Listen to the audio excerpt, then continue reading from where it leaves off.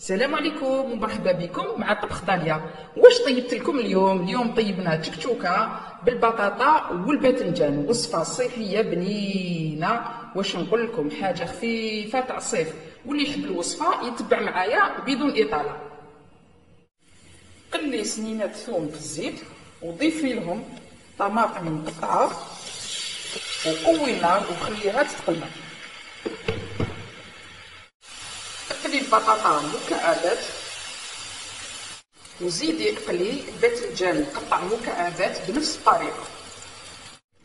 هاي ليك الطماطم تاعنا بعد ما تقلات مليح ونشفت من الماء ديالها، ضفت لها طبعا الملح ما تنساوش. نحطوا فيها البطاطا اللي قليناها كطبقه اولى، ونضيفوا الباذنجان اللي قليناه كطبقه ثانيه.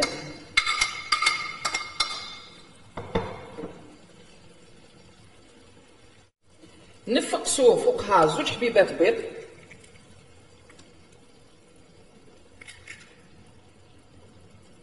ونغلقوا عليها ونخلوها تكتك حتى يطيب البيض. هاي ليك التكتوكه ديالنا بعد ما طابت. وانتوما قولوا لنا واش طيبتوا اليوم.